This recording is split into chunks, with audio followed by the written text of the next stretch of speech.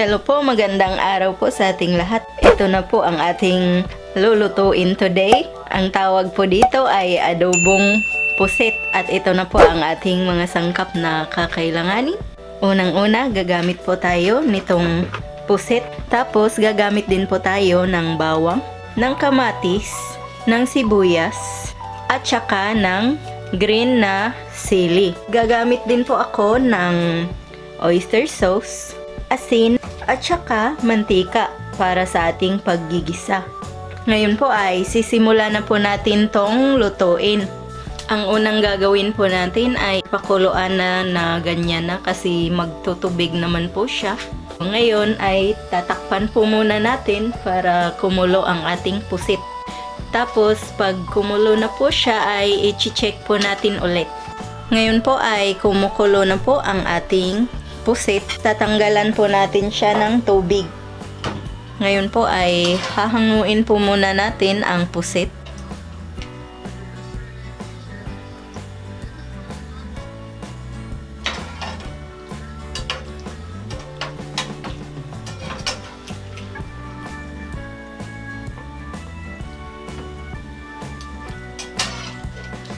Huwag nyo pong sobrahan sa pagpapakulo kasi titigas po yung pusit pag nasobrahan siya.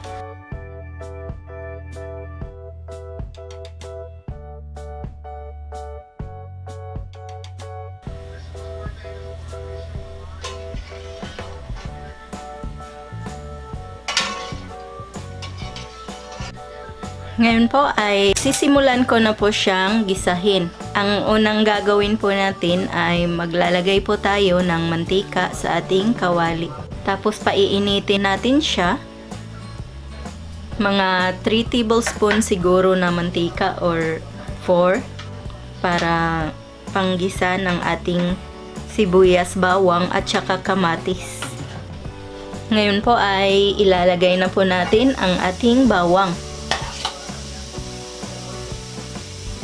At hihintayin lang po natin na medyo mag light brown ang kanyang kulay.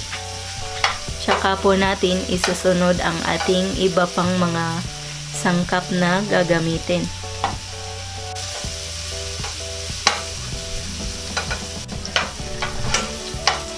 Ayan po, medyo nag light brown na po ang ating bawang. Ngayon po ay ihanda nyo na po ang inyong mga sibuyas para isunod natin na gisahin.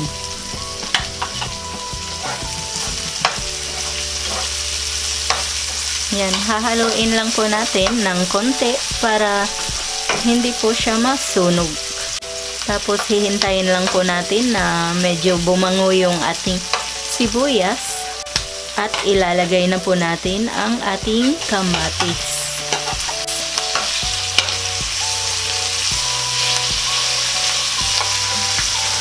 Tapos hahalu-haluin nyo lang po.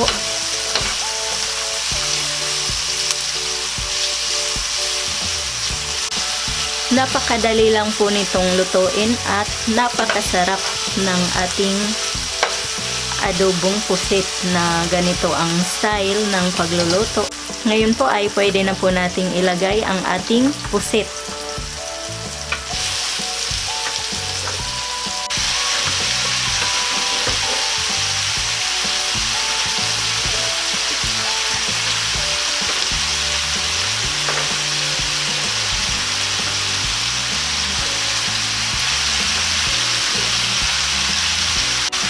So ayan, hahalo-haloin na naman po natin ang ating pusit na adobo. Tapos ilalagay na po natin ang ating asin na mga 1 teaspoon.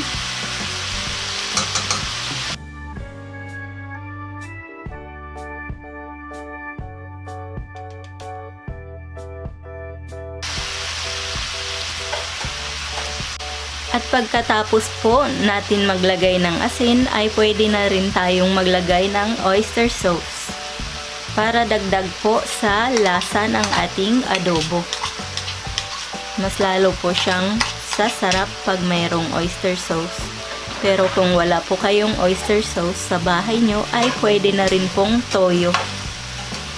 Tapos lagyan nyo ng konting suka. Pero ako, hindi na po ako naglalagay ng suka. Dahil mayroon naman pong kamatis. Medyo maasim-asim yung kamatis.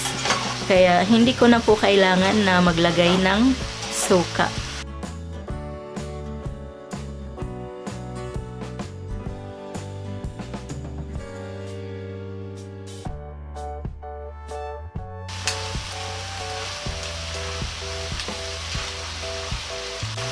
Yan, hahalo-haluin lang po natin ng konti, tapos luto na po siya at pwede na nating patayin ang ating stove para hindi po siya titigas, kasi pag nasubrahan po ng pagkaluto itong ating pusit ay titigas po siya dahil na overcook.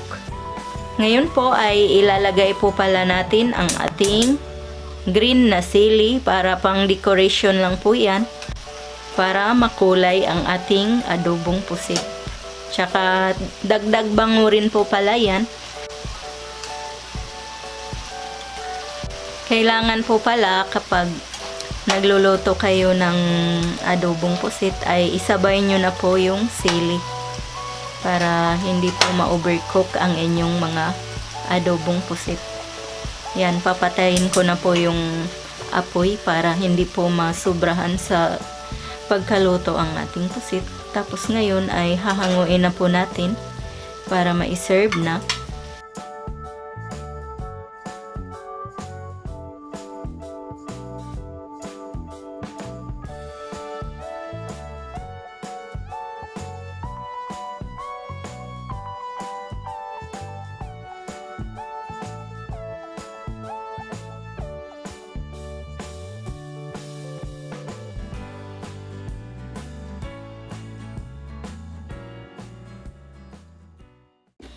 Shoutout po pala kay RC Dukay.